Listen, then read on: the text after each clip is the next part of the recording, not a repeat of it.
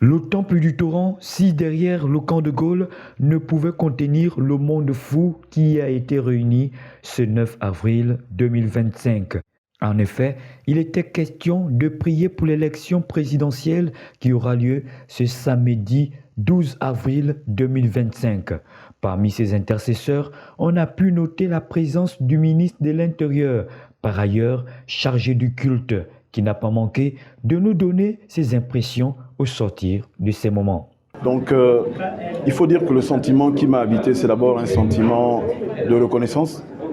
Reconnaissance pour la sagesse qui habite les membres de ce conseil, qui ont saisi l'urgence, sinon l'impérieuse nécessité, de remettre un peu de l'ordre.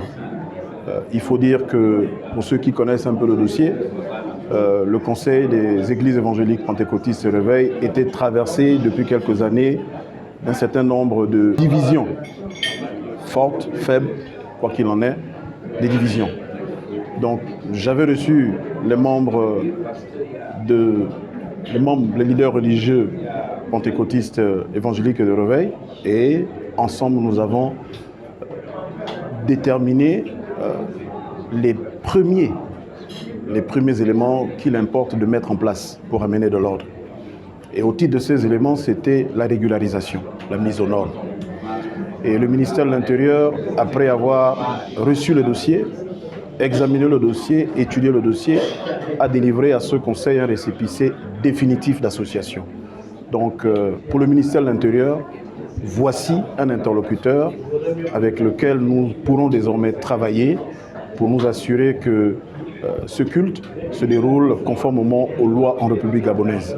Et à la faveur de cette célébration, le Conseil a adressé des prières qui ont non seulement concerné les électeurs, le peuple gabonais, mais également et surtout tous les organes chargés de la gestion de ces élections.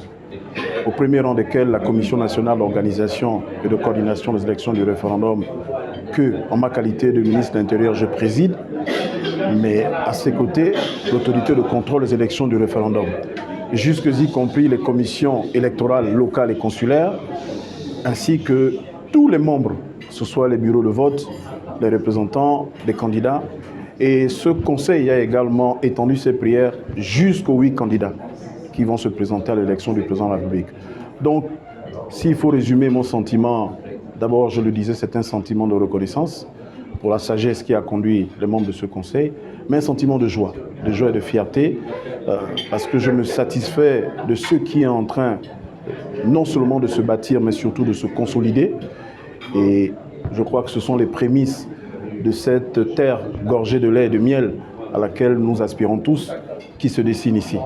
Et le pasteur Gaspard Obiang, organisateur de ces moments, nous donne les réelles motivations de ces temps de prière à 3 jours du scrutin. Vous le savez que depuis le 30 août 2023, les églises pentecôtistes évangéliques de Réveil se sont engagées dans une mobilisation de prière et tous les 3 mois, nous avons organisé des grands rassemblements de prière en faveur de notre pays. Nous croyons à la puissance de la prière. Le sujet pour lequel nous avons tant prié, nous sommes à quelques jours de l'accomplissement total de ces sujets de prière, c'est-à-dire l'élection présidentielle. On ne pouvait pas aller voter samedi sans convoquer, n'est-ce pas, ce grand rassemblement de prière, et nous avons été honorés de voir que notre ministre de tutelle a répondu à notre invitation et a participé pleinement à ces moments qui ont non pas seulement une dimension spirituelle, parce que c'est Dieu qui exauce, mais également une dimension pédagogique, d'éducation, de sensibilisation, pour dire au peuple gabonais que là, les murmures, c'est passé, c'est fini, il faut qu'on aille ce samedi-là, tout le monde, vous avez votre carte d'électeur, il faut aller voter, parce que voter est un acte divin. Nous avons lu des textes bibliques où nous voyons Dieu dire au peuple, choisissez, choisissez aujourd'hui. Donc le choix du peuple est un choix souverain. Nous prions donc pour que, pour une fois dans notre pays, que ce choix soit respecté et que le gagnant au soir du 12 avril soit connu et que ceux qui n'ont pas gagné puissent féliciter celui qui a reçu le suffrage du peuple gabonais, afin que la main dans la main, nous puissions bâtir ce Gabon nouveau.